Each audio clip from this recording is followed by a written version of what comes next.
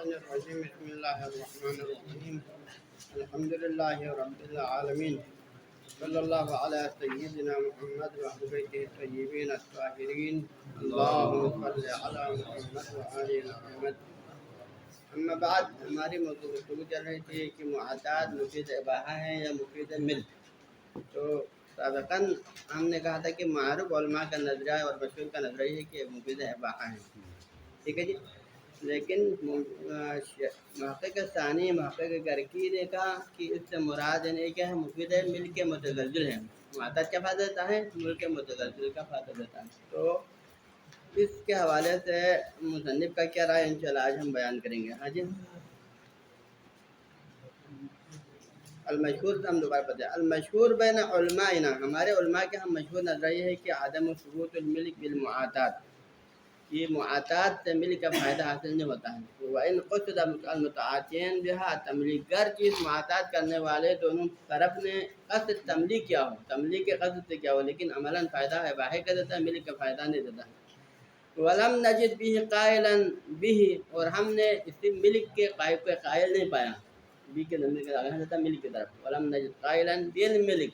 کسی کے زبان سے سنا نہیں ہے کہ معاتات مفید ملک ہے.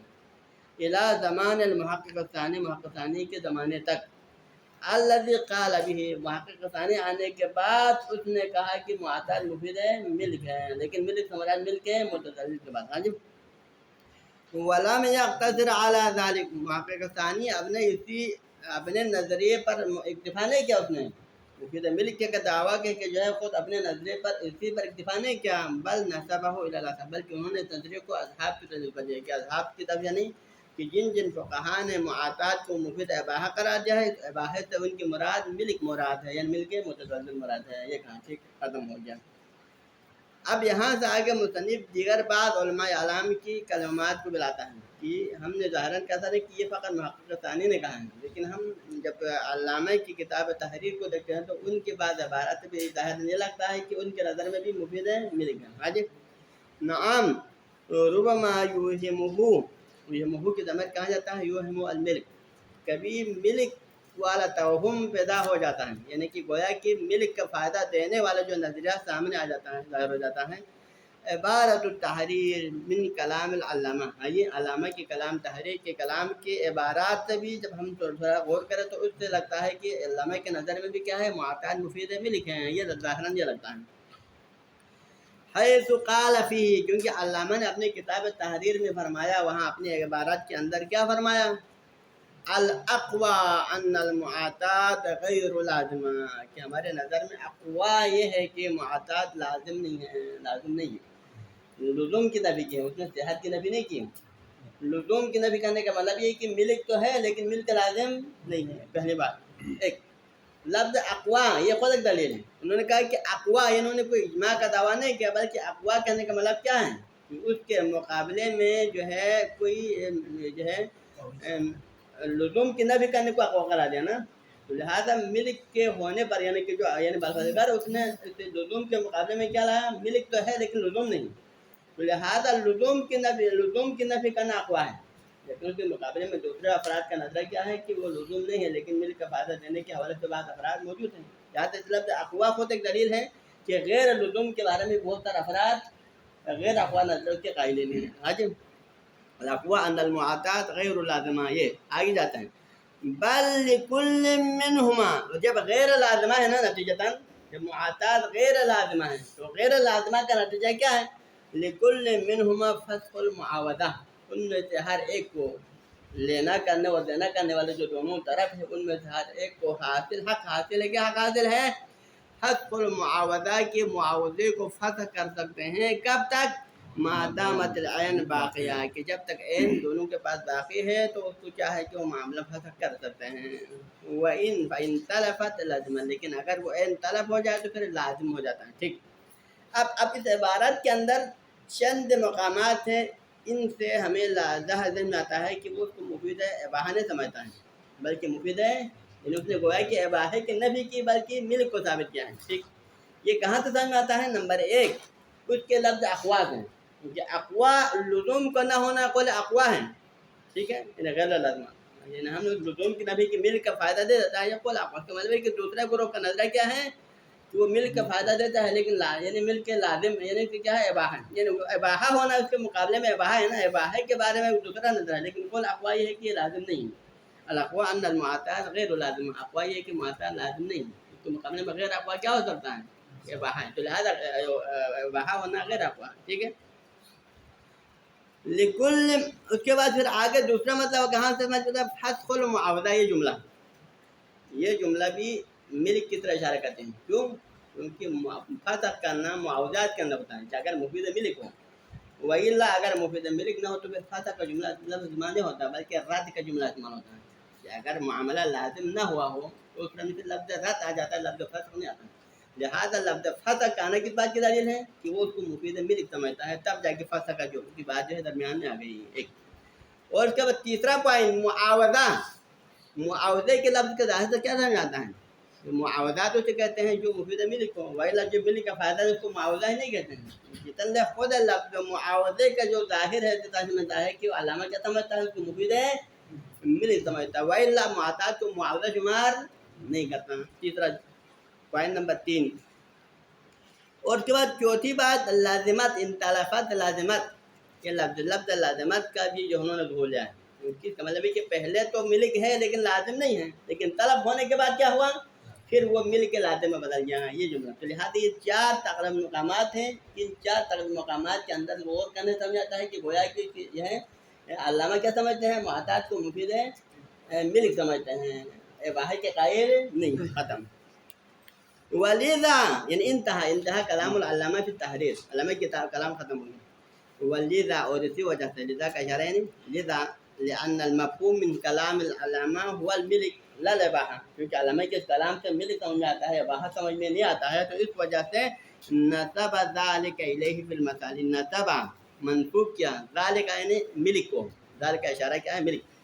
ملک کی نسبت دی ہے الیہ علامہ کی طرف، کس نے؟ فی المسالک، شہید ثانی نے اپنے کتاب مسالک میں، یعنی شہید ثانی نے اپنے کتاب مسالک میں ڈائریکٹ علامہ کی طرف منسوب کیا، کیا منسوب کیا؟ کہ علامہ معتاد کو مفید ملک سمجھتا ہے، ہاں جی سمجھانے رہا ہے۔ شہید ثانی اپنے کتاب مسالک کے اندر نقل قول کا کیا کہتا ہے کہ علامہ کے نظر میں معتاد مفید ملک ہے، اس کو ملک کی نسبت علامہ کی طرف کیوں دیا؟ اسی عبارت کی بنا پر، کیونکہ اس عبارت کے چند جگہوں سے کیا ظاہر ہوا، ملک والا معنی ظاہر ہوا، ٹھیک۔ لیکن مصنف کیا اس بات کو مانتا ہے نہیں مانتا ہے؟ تو مصنف فرماتے ہیں کہ لیکن قولہ بعد ذلک، لیکن ہماری بات ہم یہاں پر کسی مصنف کی کلام سے نتیجہ نکالنے کے لیے کلام کے فقط ایک رخ کو نہیں دینا چاہیں، بلکہ کلام کی ابتدا سے آخر تک اجتماعی طور پر دیکھنا چاہیں، تب جا کے ہم اس سے نتیجہ لے سکتے ہیں۔ تو لہٰذا علامہ کو فقط یہ کلام تو ظاہراً اس سے ملک سمجھ میں آتا ہے، لیکن اس کلام کے بعد میں ایک جملہ ہے جو ظاہر ہوتا ہے، یہ قرینہ بنتا ہے، اور قرینے کی روشنی میں ہم کیا کہتے ہیں کہ علامہ کی مراد ملک نہیں بلکہ اباحہ ہے، ایک قرینہ ہے اس میں، لہٰذا یہ قرینہ سامنے آنے کے بعد پھر ہم علامہ کی اس مراد کی نفی کر سکتے ہیں، حج۔ لیکن قول العلامہ بعد ذلک، لیکن علامہ نے اس کا جو کلام اس جملے کے بعد، کون سے جملے کے بعد؟ جس میں ظاہراً ملک ذہن آ رہا تھا نا، اس جملے کے بعد علامہ نے کیا فرمایا؟ آگے فرمایا ولا یحرم علی کل منہما، کہ ان میں سے ہر ایک کے اوپر حرام نہیں، کن کے اوپر؟ معتاد کرنے والے جو طرفین میں سے ہر ایک کے اوپر حرام نہیں ہے، کیا حرام نہیں ہے؟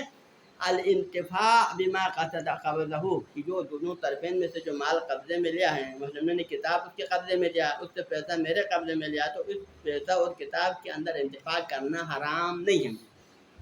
لہذا لا یحرم علی کل من انتفاع بما قبضہ، کہ یہ جملہ جو علامہ نے بعد میں لایا ہے،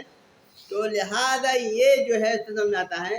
کہ اس کے مراد کیا ہے؟ اباحہ ہے، پہلے والے عبارت سے ملک مراد نہیں ہے۔ اب یار عالمی کی کلام ابھی تک ہے، بخلاف البیع الفاسد بالفاسد، ابھی تک علامہ کلام ہے، علامہ نے کیا کہا؟ لا یحرم علی کل من الانتفاع بما قبضہ، کہ جو مال قبضے میں لیا ہے اس سے انتفاع حرام نہیں ہے، بخلاف البیع الفاسد، بے فاسد کے برخلاف، فاسد میں کیا ہوتا ہے؟ انتفاع حرام ہے نا، لیکن معتاد میں انتفاع حرام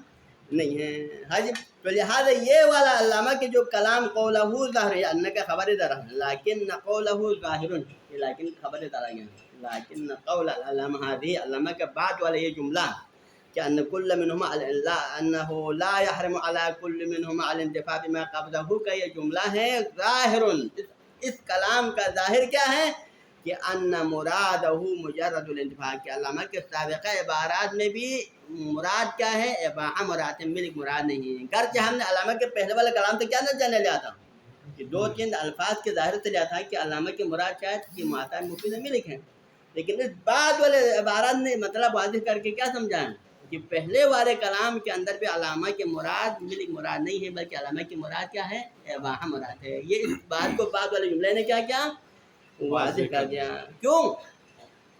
اب سوال یہ ہے کہ یہ بعد والا جملہ اس پہلے والوں کے لیے قرینہ کیسے بن سکتا ہے، کیسے اس کو کشف کر لیتا ہے؟ مطلب کہ اذ لا معنی العبارت حیات العبارہ بعد الحکم بالملک، کیوں؟ کیونکہ اگر معطات مفید ملک ہوتا تو پھر انتفاع کا جائز ہونا اوضح الواضحات ہے، اس کے بعد پھر لا یحرم الانتفاع کی بات لانا ہی نامعقول ہے۔ ہاں جی، اگر آپ کے نظر میں معطات ڈائریکٹ ملک کا فائدہ دیتا ہے تو ملک کا فائدہ دینے کے بعد پھر لا یحرم الانتفاع کی بات کہنا ہی غلط ہے، تو کہنے کی طرح سے بلکہ جس طرح سے لاگو ہوتا ہے، ٹھیک ہے۔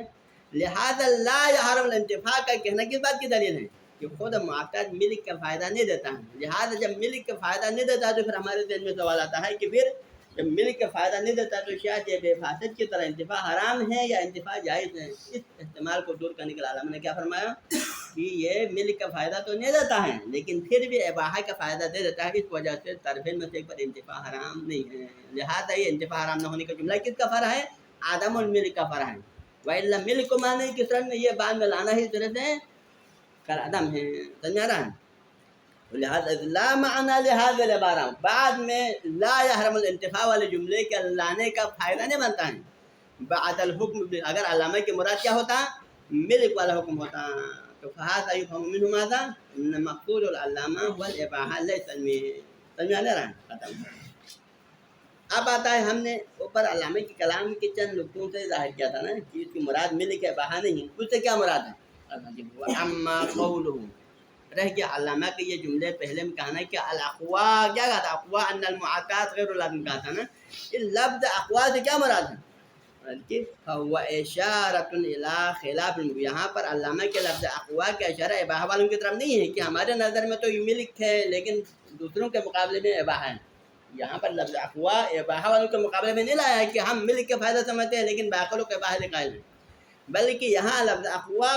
لزوم کے مقابلے میں ہے، کیونکہ شیخ مفید اور بعض افراد معطات کو کیا سمجھتے ہیں؟ مفید ہے، لازم مفید اور لزوم کے قائل ہیں، وہ بے لازم ہونے قائل ہے، لہذا ہم اس کے خلاف ہیں، یہ مراد ہے، نہ کہ اس کو جو ہے اباحہ والوں کے مقابلے میں یعنی گویا کہ علامہ کے کلام سے آپ نتیجہ یہ لیں کہ علامہ خود تو ملک کے قائل ہیں لیکن دوسرے لوگ غیر اقوا قول کے تحت دوسرے لوگ اباحہ کے قائل ہیں، یہ مراد نہیں، تو خود بھی اباحہ کے قائل ہیں لیکن یہ اقوا کس کے خلاف ہیں؟ شیخ مفید والے کلام کے خلاف، تو لہذا فهو اشارۃ، تو لہٰذا یہ لفظ اقوا کے کلام کے ذریعے سے انہوں نے اشارہ کیا کس کی طرف؟ الی خلاف المفید، کہ میں شیخ مفید کے نظریے کے برخلاف ہوں، کیوں؟ والعامہ اور شیخ مفید کے علاوہ اہل سنت کے علماء کے خلاف ہے، کیوں؟ القائلین باللزوم، کیونکہ ان کا نظریہ کیا ہے؟ شیخ مفید اور عامہ کے اہل سنت کے علماء کیا ہیں؟ وہ معطات کو لازم سمجھتے ہیں، عقد لازم بے لازم سمجھتے ہیں، تو لہٰذا اس کے اختلاف کا اشارہ کیا ہے، نہ کہ اباحہ والوں کی طرف کہ میں تو اب ملک کے قائل ہے لیکن اس کے مقابلے میں اگر اقوا کیا ہے اباحہ تھا نہیں، پہلی بات۔ دوسری بات ہم نے لفظ معاوضے سے تلاش کیا تھا، کیا دلیل کیا تھا کہ لفظ معاوضے کے لفظ کے ظاہر سے کیا لگتا ہے کہ علامہ کے نظر میں معطات مفید ملک ہے، وہی وہ معاوضے کا لفظ استعمال، کیونکہ معاوضہ کسے کہا جاتا ہے؟ جو مفید ہے ملک۔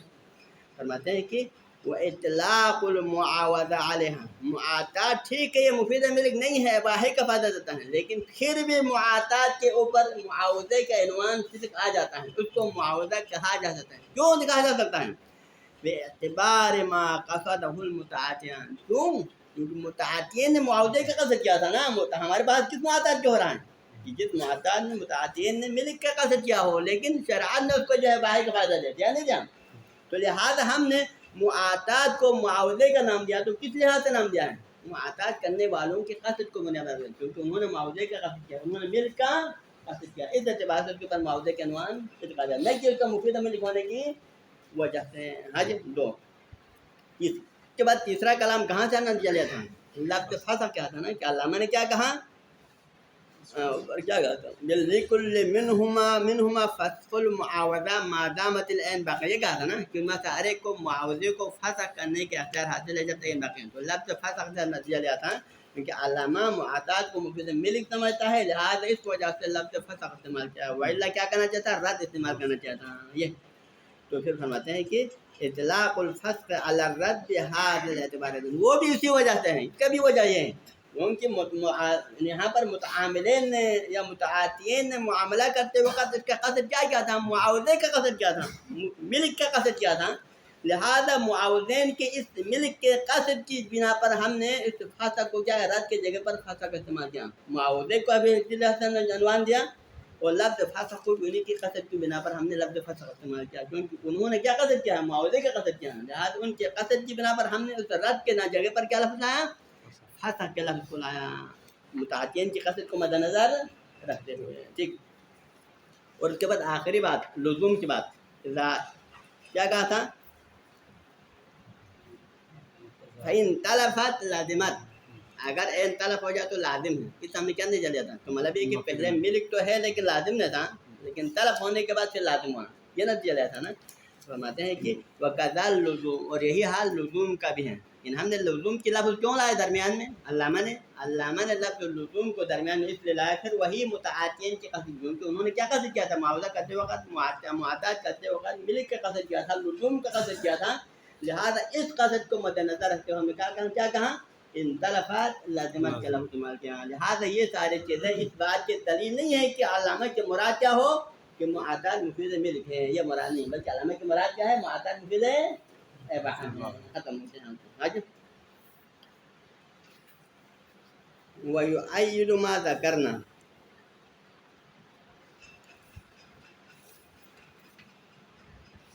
یعنی اسی مطلب کی تائید ہوتی ہے جو ہم نے ذکر کیا، کیا ذکر کیا، یعنی علامہ کے مراد اس عبارت میں ملک نہیں ہے بلکہ کیا ہے،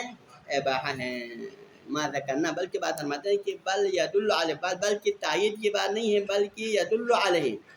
بلکہ دلالت کرتا ہے، پہلے تائید قرار دیا، اس کے بعد تائید کے جگہ پر کیا کیا، دلالت، کیونکہ دلالت کیا ہوتا ہے، جب دو چیزوں کے بارے میں قیاس ہو، دونوں موضوعاً ایک ہو، ایک ہی موضوع کے افراد ہو، پھر وہاں پر لفظ دلیل آتا ہے، کہ بے کے افراد و مصادر میں بے کے ایک مصداق پر دلیل ہو تو پھر یہی دلیل باقی بے کے دیگر مصادر پر آتا ہے نا، یہ دلیل ہے، لیکن اگر موضوع دونوں کا الگ ہیں، وہاں پر کوئی اور موضوع ہے اور یہ دونوں موضوع متغیرین ہو تو کیا ہوتا ہے، پھر اس موضوع کی دلیل کو آپ نے تعدیل کر کے دوسرے موضوع کے لیے لانا ہوتا ہے، تو کیا ہوتا ہے، پھر وہاں پر تائید آتا ہے، ٹھیک۔ پہلے انہوں نے تائید کا لفظ استعمال کیا، پھر بعد میں جا کے دلیل کا لفظ، اب آپ تو کیوں تائید ہے کیوں دلیل ہے تھوڑی دیر بعد بتائیں گے۔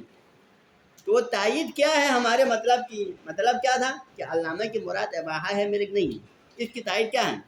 ان الظاہر من عبارت التحریر، ہم اسی تحریر کے ایک اور جگہ پر، اسی موجودہ جگہ سے ہٹ کر تحریر کے ایک اور باب کے اندر سے علامہ کی کلام کو لاتے ہیں تاکہ مطلب واضح ہو جائے، کہ باب الہبہ، تحریر کے ہبے کے باب میں علامہ نے کیا فرمایا، کیا توقفها علی الایجاب والقبول، انہوں نے کہا کہ ہبے کے لیے کیا ہے، ایجاب و قبول شرط ہے، یعنی کہ ہبے کا صحیح ہونا کس پر موقوف ہے، ایجاب و قبول پر موقوف ہے، حجم، لہٰذا انہوں نے ایجاب و قبول کو ہبے کے اندر شرط رکھا، تو آگے کیا فرمایا، ثم قال، پھر مزید آگے فرمایا، وَهَلْ يَسْتَغْنِي عَنِ الْإِيجَابِ وَالْقَبُولِ فِي هَدِيَّةِ الْأَطْعِمَةِ، آیا ایجاب قبول شرط ہے یا نہیں ہے، کہاں پر، ہدیۃ الاطعمہ، اگر کسی کو کھانا ہدیہ کرتا ہے نا، آپ کسی کو کھانا ہدیہ کرتا ہے تو اس کھانے کے ہدیے کے اندر بھی ایجاب قبول کیا شرط ہے یا نہیں ہے، آیا ایجاب قبول سے بے نیاز ہے یا نہیں ہے، الاقرب عدم الاستغناء، اقرب یہ ہے کہ یہاں بھی بے نیاز، بلکہ لا بد الاجاب والقبول فی ہدیۃ الاطعمہ، حاضر، ٹھیک،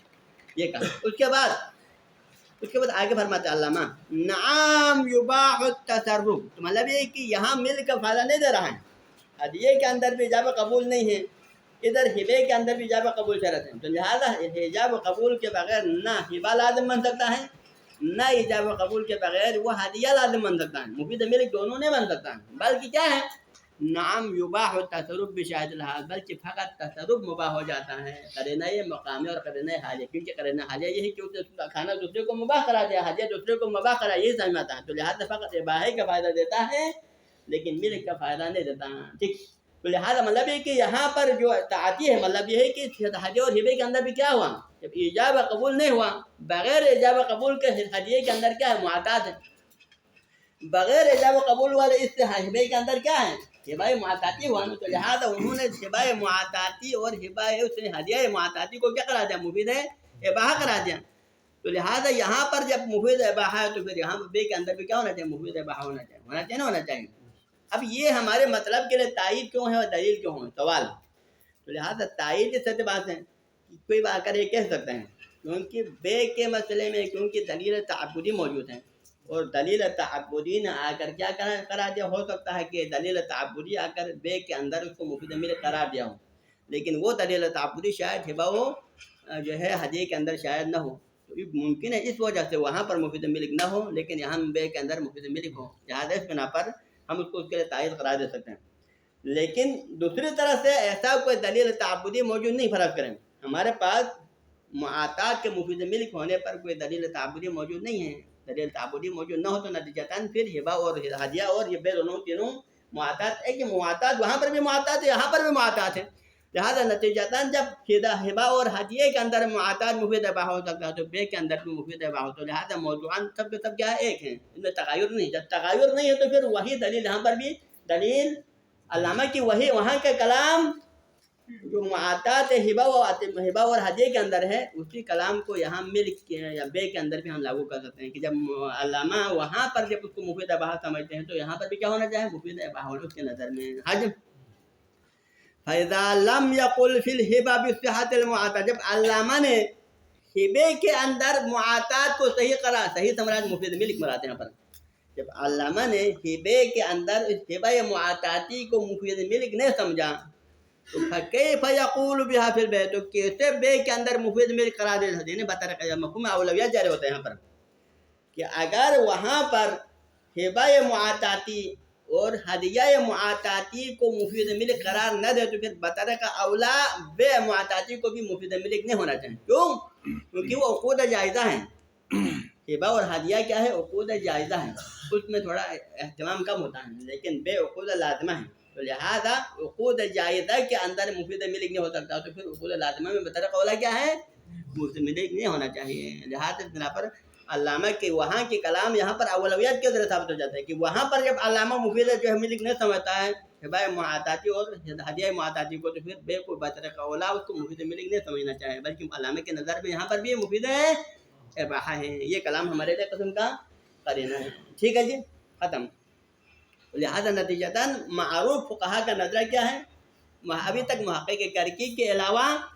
سب معاطات کو مفید اباحہ سمجھتا ہے، یہاں تک کہ علامہ کے کلام سے ظاہراً ہم نے ملک کو تھوڑا کسی حد تک اختصار کیا تھا، لیکن بعد مصنف نے کیا فرمایا، یہ کلام علامہ کے کلام سے بھی ملک ظاہر نہیں ہوتا، بلکہ علامہ کے کلام سے مراد کیا ہے، وہی اباحہ مراد ہے، ختم۔ تو لہٰذا قول اول کیا ہے، معاطات مفید ہے اباحہ۔ اب آتا دوسرے قول کی طرف، وَذَهَبَ جَمَاعَةٌ، ہمارے فقہا کی ایک جماعت تبعاً للمحقق الثانی، محقق ثانی کی پیروی کرتے، تو مطلب یہ کہ سب سے پہلا اس کا قائل کون ہے، اس کا سب سے پہلا قائل محقق ثانی ہے، اور اس کے بعد اگر کسی جماعت نے بھی اگر معاطات کو مفید ملک سمجھا ہے تو کس بنا پر سمجھا ہے، اس سے محقق ثانی کے نظریے پر اتباع کرتے ہوئے، یہ اس کا فرع ہے، ٹھیک ہے۔ تو انہوں نے کیا کہا، ذهب جماعت الى حصول الملک، تو اس جماعت نے کس نظریے کو اپنایا ہے، ان المعاطات تفید الملک، ان کا کہ معاطات مفید ملک ہے، حج۔ لیکن یہاں پر ظاہراً مصنف بھی اس کی تعریف کرتا ہے، ولا یخلو عن قوت، ہمارے نظر میں بھی ان کا جو نظریہ ہے قوت سے خالی نہیں ہے، یعنی اس میں تھوڑا قوی وزنی ہے، ایسا نہیں کہ آپ اس نظریے کو تھوڑا کمزور سمجھیں، اس کی کوئی دلیل موجود نہیں ہے، اب اس نظریے کو ہلکا نہیں سمجھتے ہیں کہ معروف کا اس کے برخلاف ہونے کی وجہ سے یا مشہور اس کے خلاف ہونے کی وجہ سے آپ علامہ کے اس نظریے کو یا محقق کرکی کے نظریے کو نظر انداز نہیں کر سکتے ہیں، بلکہ اس کے اندر بہت بڑا وزن ہے، اس کی دلیل بھی موجود ہے، انشاءاللہ ہم دلیل کو بھی بیان کریں گے۔ لا یخلو عن قوت، لا یخلو الرأی المحقق الکرکی عن قوت، محقق کرکی کا رائے قوت سے خالی نہیں ہے، کیوں، دلیل کیا ہے محقق کرکی کے رائے پر کہ معاطات مفید ملک ہونے پر، پہلی دلیل للسیرۃ المستمرہ علی معاملۃ المأخوذ بالمعاطات معاملۃ الملک فی التصرف، ہم عرف عقلاء، یعنی یہاں پر سیرت مراد سیرت عقلاء مراد ہے، سیرت متشارہ مراد نہیں، اگر ہم عقلاء عالم کی سیرت میں دیکھیں تو پھر وہ معاطات کو بھی اسی طرح چلاتا ہے جس طرح بے بصیغہ، یعنی بے بصیغہ والا معاملہ ہو بہو معاطات کے اندر بھی وہی معاملہ کرتا ہے، یعنی جس طرح بے بصیغہ کے اندر سے جو تصرفات وہ کرتا ہے وہی تصرفات معاطات کے ذریعے سے بھی کرتا ہے، یعنی گویا کہ ان کے نظر میں معاطات بے فعلی اور بے قولی کے درمیان میں فرق نہیں ہے، یعنی بے فعلی کی بھی حیثیت وہی ہے جو بے قولی کا ہے، دونوں کی حیثیت دونوں عقلاء کے نظر میں کیا ہے؟ برابر ہیں۔ حاجہ لسیرت المستمرہ، ایک سیرت مستمرہ، یہ سیرہ ابھی نیا پیدا نہیں ہوا ہے بلکہ پہلے سے اب تک یہ سیرت برقرار و جاری و طاری ہے، کس کے اوپر؟ علی معاملۃ المأخوذ بالمعاطات، کہ وہ معاملہ جو معاطات کے ذریعے لیا گیا ہے یا وہ مال جو معاطات کے ذریعے سے لیتا ہے اس کے ساتھ کیا معاملہ کرتا ہے؟ معاملۃ الملک، یہ ملک والا معاملہ کرتا ہے، کس حوالے سے؟ پھر تصرفی، جس طرح ملک والے معاملے کے اندر بے بصیغہ کے اندر وہ تصرفات کرتا ہے وہی تصرفات معاطات کے اندر بھی عقلاء انجام دے دیتے ہیں۔ مثلا کون سے تصرفات؟ جیسا کہ اگر آپ بیعت و شرائطوں کے ذریعے سے بے کریں تو پھر وہاں پر غلام کو آپ نے خریدا بے بصیغہ کے ذریعے سے تو پھر غلام کو آزاد کرتا نہیں کرتا ہے، غلام کو آزاد کر سکتا ہے، تو یہی بحال اس معاطات کے اندر بھی ہے کہ اگر آپ نے معاطات کے ذریعے سے کسی غلام کو خریدا معاطات کے ذریعے سے تو پھر عقلاء کیا کرتے ہیں؟ اس کو غلام کو بھی آزاد کر سکتے ہیں، حالانکہ وہ غلام کا آزاد کرنا کیا ہے؟ متوقف علی الملک ہے، ملک کے بغیر غلام آزاد نہیں کر سکتے ہیں، لا عتق الا فی ملک، ملک کے بغیر کوئی عتق نہیں ہے، لیکن یہاں پر عقلاء کیا کرتے ہیں؟ معاطات کے ذریعے حاصل کیا غلام کو آزاد، لہٰذا غلام آزاد کرنا کس بات کی دلیل ہے؟ وہ مالک بن گیا، والا اس کو غلام کو آزاد نہیں کر سکتے۔ اسی طرح دوسری قسم مثلاً والبیع، اسی طرح بے کے ذریعے بھی تصرف کر لیتے ہیں، مثلا آپ نے معاطات کے ذریعے سے کوئی کتاب لیا، اس کتاب کو آرام سے فروغ کر دیتے ہیں ہم نے کلام، حالانکہ لا بیع الا، قانون کلی کیا ہے؟ بے کے بغیر، ملک کے بغیر کوئی بے نہیں ہوتا ہے، بے کا صحیح ہونے کس پر موقوف ہے؟ ملک پر موقوف ہے۔ والوط، اسی طرح وط مثلا ہم مستری کا مسئلہ، اب کنیز کو خرید لیا، اب اس کنیز کے ساتھ ہم مستری کر سکتے ہیں، معاطات کے ذریعے سے حاصل جو کنیز کے ساتھ مباشرت کر سکتے ہیں، لا وطء الا فی ملک کے قانون کلی ہے، خلاف مطلب یہ کیا ہے کہ مطلب کہ معاطات مفید ہے ملک ہے۔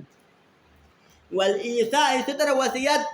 کہ ایک بندے نے معاطات کے ذریعے سے کوئی مال لیا، اب یہ مرتے وقت اس کے بارے میں کسی کو وصیت، کسی کو وصی بنا سکتے ہیں، جبکہ وصی بنانے کا مطلب یہ ہے کہ آپ کا اپنا مال ہے، کسی اور کا نہیں ہے، ٹھیک۔ وتوریث، اسی طرح وراثت، یعنی کہ وہی معاطات کے ذریعے لیے ہوئے مال کو وراثت میں اپنے بعد والے کو منتقل کر دیتا ہے، عقلاء کی صورت یہ ہے، تو لہٰذا یہ ساری چیزیں کس بات کی دلیل ہے؟ اس بات کی دلیل ہے کہ معاطات کی حیثیت بھی وہی بے بصیغہ کی طرح ہے کہ وہ مفید ملے کے بن سکتا ہے، ٹھیک ہے، یہ قرائن۔ وغیر ذالک من آثار، یہ تو ہم نے ملک کے کچھ آثار کا ذکر کیا، اس کے علاوہ بھی ملک کے بہت سارے اور بھی آثار ہیں جو معاطات پر مرتب کر دیتا ہے عقلاء عالم، ٹھیک، یہ دلیل اول، تو لہٰذا پہلی دلیل کیا ہے؟ معاطات مفید ملک ہونے پر سیرت عقلاء، ٹھیک۔ دلیل ثانی، یدل علیہ علی کون المعاطات مفیدۃ للملک، معاطات کا مفید ملک ہونے پر دوسری دلیل کیا ہے؟ عموم قولہ تعالی، یہ آیت کریمہ ہے جس کا عموم، کون سا آیت کریمہ؟ وحل اللہ البیع، کہ اللہ تعالیٰ نے بے کو حلال قرار دیا ہے، ٹھیک۔ اب یہاں پر یہ حل اللہ البیع کیا ہے؟ کبرا ہے، اللہ تعالیٰ نے بے کو حلال قرار دیا، لیکن بے آیا معاطات بے ہے نہیں، پہلا سوال بھی ہے نا، تو لہٰذا اس کا جو ہے استدلال کا صحیح ہونا کس کے پر موقف ہے؟ پہلے آپ معاطات کو بے قرار دیں، تو لہٰذا پہلے صغرا کنفرم ہو کہ معاطات جو ہے بے کا فرد ہے تو پھر حلال اور بے کے ذریعے سے استدلال کر سکتے ہیں، لیکن گویا کہ مصنف نے کیا کیا؟ اس نے گویا کہ طے شدہ قرار دیا کہ معاطات کا بے ہونے میں کوئی شے کو شبہ نہیں، وہی لفظ کو کہنا چاہتا، کہنا چاہنے کہ جائیں، لہٰذا ڈائریکٹ اللہ البے کے ذریعے سے معاطات کے مفید ملک ہونے پر استدلال کرنے کس بات کی دلیل ہے؟ کہ معاطات کنفرم بے ہے، تب جا کے آپ اس آیت کریمہ سے اس کے جو ہے مفید ملک ہونے پر استدلال کر سکتے ہیں، ٹھیک ہے۔ کیونکہ اگر شرعی نقطۂ نگاہ سے نہ تو عرفاً ہم نے پہلے بھی کہا ہے کہ عرفاً معاطات کے بے ہونے میں کوئی شے کو شبہ نہیں ہے، جب یہ ایک فرد ہے تو پھر اللہ تعالیٰ نے اس کو حلال قرار دینے کا مطلب کیا ہے؟ تصرفات کو جائز قرار دینا، انشاءاللہ پھر ہم بیان کریں گے۔ حیث، یعنی یہ وجہ استدلال ہے، اس آیت کریمہ سے ہم نے معاطات کے مفید ملک ہونے پر کیسے استدلال کریں، اس طرح استدلال کی کیفیت یہ ہے۔ حیث انہ یدل علی، یعنی یہ آیت کریمہ دلالت کر دیتی ہیں کس کے اوپر؟ علی حلیت جمیع التصرفات، ان تمام تصرفات کے حلال ہونے پر، المترتب علی البیع، جو بے پر مرتب ہو جاتے ہیں، یعنی بے کے حلال ہونے، خود بے کے حلال ہونے کا معنی نہیں رکھتا ہے، خود بے بما ہوا بے کیا ہے؟ قطع نظر عن تصرفات، اس کے اثرات سے قطع نظر خود بے کے حلال ہونے میں تو بحث نہیں ہوتی ہے نا، لہٰذا بے کے حلال ہونے سے مراد یہاں پر کیا ہے؟ بے کے اثرات ہیں جو بے پر مرتب ہو جاتے ہیں، اور بے پر مرتب ہونے والے اثرات کیا ہیں؟ اس بے کے نتیجے میں حاصل ہونے والے جو تصرفات ہیں ان کی بات ہے۔ تو لہٰذا آیت شریفہ میں بے کے حلال ہونے سے مراد خود بے حلال ہونا مراد نہیں ہے، بلکہ بے پر مرتب ہونے والے ان تصرفات کا حلال ہونا مراد ہے، یعنی کہ وہ تصرفات مطلق ہیں، چاہے تصرفات متوقف علی الملک ہو، کیونکہ عام ہے نا، اور یہ اپنے عموم کے اندر کیا کرتا ہے؟ تمام قسم کی تصرفات کو حلال قرار دیتا ہے، چاہے وہ تصرفات متوقف علی الملک ہو یا تصرفات متوقف علی الملک نہ ہو۔ ٹھیک، اب آپ سوال کریں گے بھائی تصرفات کا حلال قرار دینا اور معتاد کا مفید ملک ہونے کے درمیان کیا تلازم ہے؟ تصرفات تو کیا ہے؟ ملک کا کیا ہے؟ لازم ہے نا، تصرفات کا حلال ہونا کیا ہے؟ یہ ملک کا لازمہ ہے، آپ نے مفید ملک قرار سے ثابت کرنا ہے، لیکن تصرفات کے جواز کو ثابت کرنے سے آپ کیا چاہتے ہیں؟ فرماتے ہیں کہ یہ آیت کریمہ اپنے دلالت مطابقی کے ذریعے سے تصرفات کو حلال قرار دیتا ہے کہ بے کے نتیجے میں جتنے بھی تصرفات سب کے سب حلال ہیں، لیکن اپنے دلالت التزامی کے ذریعے سے مفید ملک ہونا خود بخود ثابت ہو جاتا ہے، یعنی برہان علمی، اعلیٰ طریقہ برہان علمی کسے کہا جاتا ہے؟ کہ معلول سے علت کے اوپر استدلال کیا جاتا ہے، معلول سے علت کے اوپر استدلال کرنے کو برہان علمی کہا جاتا ہے۔ تو لہٰذا جب معلول حاصل ہوا، آپ نے معتاد کیا مثال کے طور پر کتاب کے اوپر، اب احل اللہ البیع نے کس پر دلالت کیا؟ احل اللہ البیع نے اس بات پہ دلالت کیا کہ اس کتاب پر تمام قسم کے تصرفات آپ کے لیے حلال ہیں، یہاں تک کہ وہ تصرفات بھی حلال ہیں جو متوقف علی الملک ہو، مثلا اس کو بیچنا، ہر قسم کے تصرفات حلال ہیں۔ تو لہٰذا ان تصرفات کے حلال ہونا خود بخود کیا کر دیتا ہے؟ یہ کتاب آپ کی ملکیت میں آیا ہے، وہی آپ کتاب آپ کی ملکیت میں داخل نہیں ہو، ملکیت حاصل نہیں ہو، تو پھر آپ کو تصرفات کیسے جائز ہوا؟ لہٰذا تصرفات کا جائز ہونا خود بخود کیا کرتا ہے؟ عدم دلالت التزامی کی طرح سے کا شکر لیتا ہے، یہ کہ نقل ملکیت بھی حاصل ہو چکا ہے، لہٰذا یہ کیا ہے؟ اپنے دلالت مطابقی کے ذریعے سے تصرفات کے جواز کو دلالت کرتا ہے، اور اپنے دلالت التزامی کے ذریعے سے معتاد کے مفید ملک ہونے پر بھی خود بخود دلالت کرتا ہے اعلیٰ طریق العلم، معلول سے اللہ، کیونکہ جب معلول حاصل ہوا تو پھر کیوں حاصل ہوا؟ تو مطلب یہ کہ اللہ حاصل ہوا ہے۔ تصرفات کی دلیل کیا ہے؟ ملک کیا ہے، تصرفات کی جواز کی علت کیا ہے؟ ملک ہے، لہذا تصرفات کے جائز ہونے سے اس کی علت بھی خود بخود ثابت ہو گیا۔ ہاں جی، انه يدل على جميع حلت جميع التصرفات، کیونکہ آیت کریمہ دلالت کرتے ہیں کہ تمام تصرفات جو بے کے ذریعے سے حاصل ہوتے ہیں سب حلال ہیں، المترتب علی البیع، جو بے پر مرتب ہوتا ہے۔ یہ تو ہو گیا پہلا، بعض لوگوں نے کہا بعض لقب جو قال، بلکہ مصنف تھوڑا آگے جا کے کہتا ہے، بلکہ ہم ایک مرحلہ آگے بھی جا سکتے ہیں، کیا کہہ سکتے ہیں کہ ان الآیہ دالۃ عرفا بالمطابقۃ، ہم نے پہلے دالت التزامی سے دلالت کیا تھا نا، لیکن ابھی ہم کیا کر سکتے ہیں؟ ڈائریکٹ دلالت مطابقی کے ذریعے دلالت کر سکتے ہیں کہ لفظ حلا یہ موضوعۃ للحکم الوضعی، حلا حکم تکلیفی کے لیے وضع نہیں ہوا ہے، بلکہ حلا اشارہ ہے حکم وضعی کے اوپر۔ حکم وضعی سے کیا مراد ہے؟ انہیں ڈائریکٹ صحت، یہ بے صحیح ہے، اور بے کا صحیح ہونے کا مطلب کیا؟ مفید ملک ہے، کیونکہ بے کا مفید ملک ہونا اور بے کا صحیح ہونا دونوں کیا ہے؟ متساوی ہیں۔ لہٰذا آیت کریمہ کیا کرتا ہے؟ اپنے دلالت مطابقی کے ذریعے سے اس بے کی صحت کو دلالت کرتا ہے، اور صحت ملازمہ مفید ملکیت ہے، تو لہٰذا اپنے دلالت مطابقی کے ذریعے سے ڈائریکٹ کیا کرتا ہے؟ مفید ملک ہونے پہ دلالت کر دیتا ہے۔ ہاں جی، دالن عرفا بالمطابقہ علی صحت البیع۔ ہاں جی، لا مجرد الحکم التکلیفی، آیت کریمہ فقط حکم تکلیفی پر آگے دلالت نہیں کرتا ہے کہ فقط تصرفات شرعاً جائز ہیں، بلکہ اس کے حد کر خود ڈائریکٹ بے کی صحت پر دلالت کرتا ہے کہ بے صحت، جب بے صحیح ہو تو پھر مفید ملک ہونا خود بہت ثابت ہو جاتا ہے۔ لیکن مصنف فرماتے ہیں کہ لیکنہ محل تعامل، لیکن ڈائریکٹ دلالت مطابقی سے استدلال کرنا محل تعامل ہے، کیونکہ احل اللہ ظہور رکھتا ہے کس میں؟ حکم تکلیفی میں ظہور رکھتا ہے، کیونکہ اس کو ظہور کس میں ہے، لہذا اس کو حکم وضعی پر حمل کرنا خلاف ہے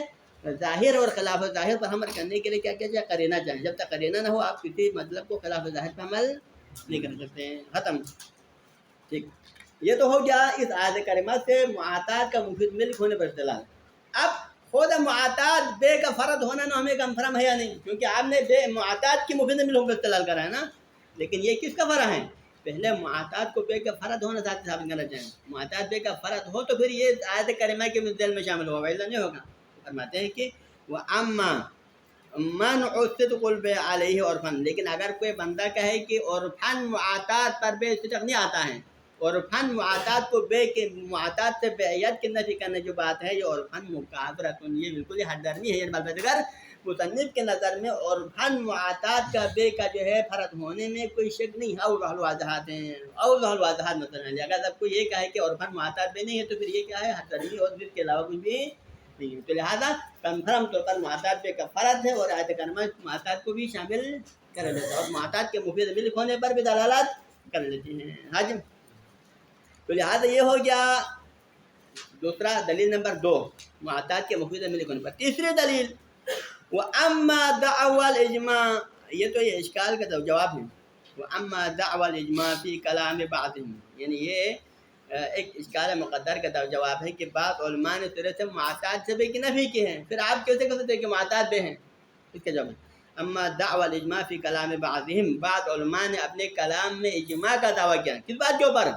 علی عدم کون المعاطات بعن، کس طرح سے معاطات بے نہیں ہیں، آپ نے کہا کہ مقابرہ کا معاطات کا بے سے نفی کرنا طرح سے ہم درمی ہے کہا، جبکہ ادھر میں دوہرا کیا کرتا ہے، معاطات کے بے نہ ہونے پر اجماع کا دعویٰ کرنا، یہ کیا ہے؟ کہ ابن زہرہ فی الغنیہ، جیسے کہ ابن زہرہ نے اپنی کتاب غنیہ میں کیا کہا ہے، معاطات کا بے نہ ہونے پر اجماع کا دعویٰ کیا ہے، تو اس کے لیے ہم کیا کریں گے، تو فرماتے ہیں کہ مرادہم بالبیع، یہاں پر ان کی بے سے مراد بے عرفی مراد ہے، یعنی کہ جس معاطات سے بے کی نفی کی وہ بے شرعی، یہاں پر ہم نے دو چیزوں کو خلط نہیں کرنا چاہیں، ایک عرفاً بے کا ہونا نہ ہونے کی بات ہے، اور ایک بے شرعی شرائط کے حامل مفید ہے، یعنی نقل شرعاً نقل اور انتقال میں مؤثر جو کہ فعلاً بے لازم بن جائے، اس کے درمیان میں کیا کرنا چاہیے، ہمیں فرق کرنا چاہیے۔ تو ہمارے لیے اس آیت کریمہ کے ذیل میں آنے کے لیے عرفاً معاطات پر بے آنا چاہیے، لیکن شرعاً اس سے بے کی نفی ہونا نہ ہونا یہ استدلال کی برفرا نہیں بتا، تو لہٰذا ابن زہرہ نے معاطات سے بیعت کی جو نفی کی ہے وہ بے شرعی کی نفی کی ہے، نہ کہ بے عرفی کی نفی کی ہیں، شرعاً اس کا لازم ہونے کی انہوں نے نفی کی ہے، لہٰذا مرادہم بالبیع، لہٰذا ابن زہرہ کے اجماع کے اندر جس بے کی نفی کی ہے اس سے مراد کیا ہے، المعاملۃ اللازمہ، وہ معاملہ ہے جو لازم ہو، وہ فعلاً التی ہم احد العقود، جو کہ عقود میں سے ہے کہ ایجاب و قبول وغیرہ مکمل ہو کر مکمل نقل ملکیت کے لیے ڈائریکٹ شرعاً مؤثر ہو، یعنی شرعاً نقل ملکیت میں مؤثر ہونے والا وہ بے جو کہ بے شرعی ہے اس کی نفی کی ہے معاطات سے، لیکن عرفی بے کی نفی نہیں کی ہے۔ ولذا صرح فی الغنیہ، اسی وجہ سے ابن زہرہ نے اپنی کتاب غنیہ میں صراحت کے ساتھ کیا فرمایا کہ بکون الایجاب والقبول من شرائط صحت البیع، کہا کہ ایجاب قبول بے کی صحت کے لیے شرائط ہے، صحت ہمارا کون سا صحت، صحت شرعی مراد ہے، یعنی کہ شرعاً بے کے صحیح ہونے کے لیے ایجاب قبول شرط ہے،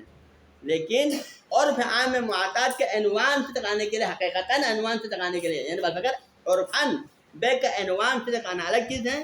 شرعاً اس کا صحیح ہونا نہ والا چیز ہے، ابن زہرہ نے شرعاً بے کے صحیح ہونے کے لیے جب قبول کو شرط کرا جائے، لیکن بے کا عنوان عرفاً صدق آنے کے لیے اس کو شرط کرانے جائے تو نبی کہ اس کے بغیر بھی عرفاً بھی صدق آ جاتا ہے، لیکن شرط شرعی ہے، یہ جب قبول کیا ہے، معاطات کے صحیح ہونے کی شرطیں شرعی ہیں، ٹھیک ہے۔